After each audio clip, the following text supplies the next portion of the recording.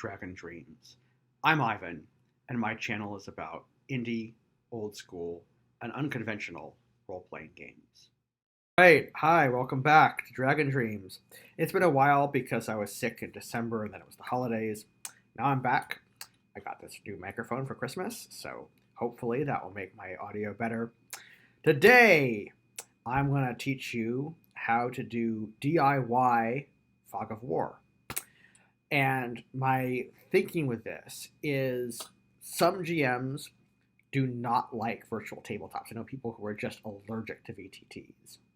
They want that old-fashioned feeling like you're at a table with other players, but you're not because you're like across the country or across the world. Okay? So that's where this comes in. And I've seen GMs just take a notepad and draw maps, and that's okay, but it's a little sketchy. Haha, no pun intended. And then there's VTTs, and VTTs can be a little heavy-handed. I mean, there's dice rollers. Not everybody wants a dice roller. Some of us like to roll dice by hand. Not everybody feels the need to have tokens. Not everybody feels that everybody should have an account. You know, there's a lot of overhead in like having to have an account and everything. Excuse me, I have a little bit of a frog in my throat from being sick. So, today I will teach you how to do your own Fog of War without a VTT and without having to use a notepad. So you can share it over Zoom or wherever.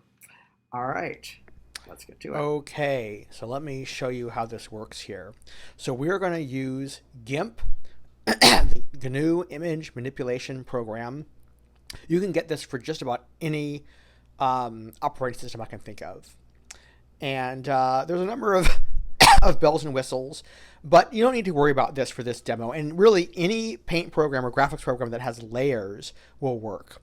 Okay, so the first thing I want to do is I want to open up a file.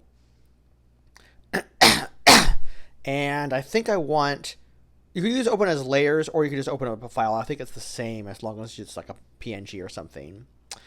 And so I'm going to open up this Caves of Chaos and say convert. Okay, and you can see this is the right side of the map of the famous Caves of Chaos from Keep on the Borderlands, the famous was it late 70s, early 80s Gary Gygax's adventure that shipped with the Dungeons & Dragons box set for a long time. And you can see that there's a layer right there in the layers section. And I can just go to new layer under the layers menu. And I hit that. I just say okay with all the defaults. All right. And you can see now that I have two layers. And I'm going to rename the top layer the Fog of War. That's where I want to put Fog of War. And you can see that's currently selected. All right. You can also see that the eyes can be toggled so I can turn the layers on and off. And basically, whatever is behind the Fog of War layer is going to show through. So what I can do is I can put my Fog of War on the Fog of War layer and the Caves of Chaos 2 as the map behind it. So I select the airbrush tool for that. And let's crank the size up to something really huge because we need to get a lot of coverage really fast. That should do it, 250. All right. And then I start spray painting.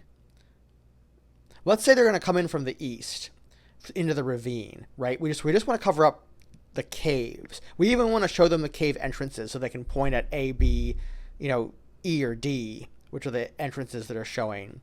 So I cover it up, and you need to kind of hold it down for a little bit, maybe make a few passes. And you'll notice that it's really critical. We're on the Fog of War layer. That's really important. Do not go on to the map layer or you're going to be drawing on your map, which would be bad. It's going to be really hard to erase because he's going to erase everything together. That's why we're using layers, is because I can erase this later on without affecting the map. So let's finish that up, cover up all the caves, leave the cave entrances as I said. And I have a few more caves over here in the north to cover up. And if you hold down on the airbrush, it automatically just kind of gets darker and darker. So you can kind of hold down on the mouse button, and you'll see that it goes to higher levels of opacity.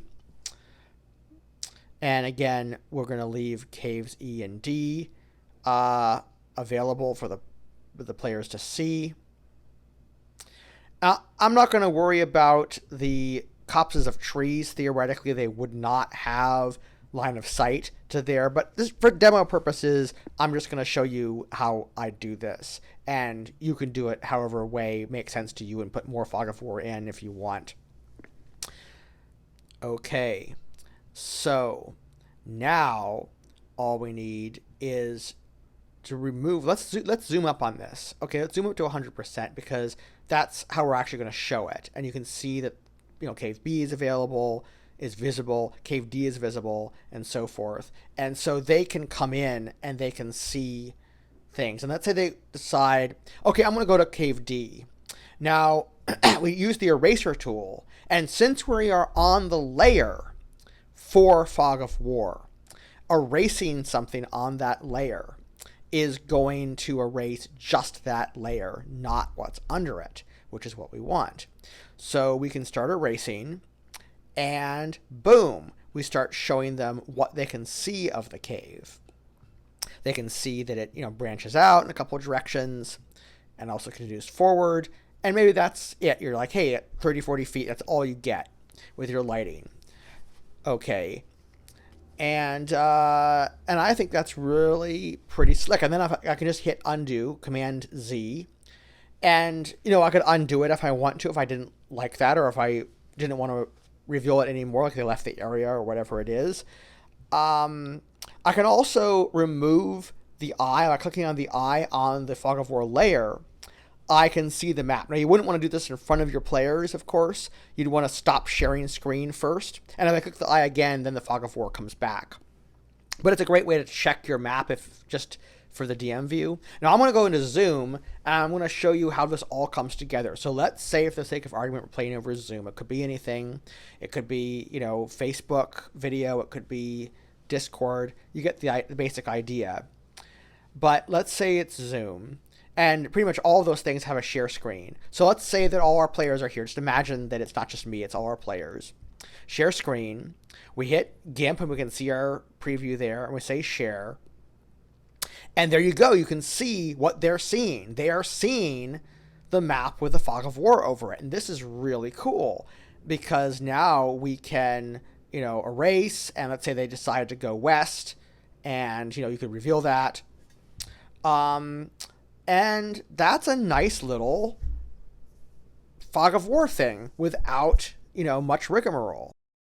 That is it. It's that easy. And, as I said, you don't get dice, you don't get tokens, but I don't mind that. I actually really like this solution because it's really thin. You just have your Zoom or whatever it is, you have your paint program, you share screen, they can see it. And it really has kind of that feeling to me of being at the table. I hope you found this video informative. What do you think? Tell me in the comments. If you like this video, please give it a thumbs up and consider subscribing and share it with your friends. And please support me on Patreon. And until next time, keep dreaming, everybody.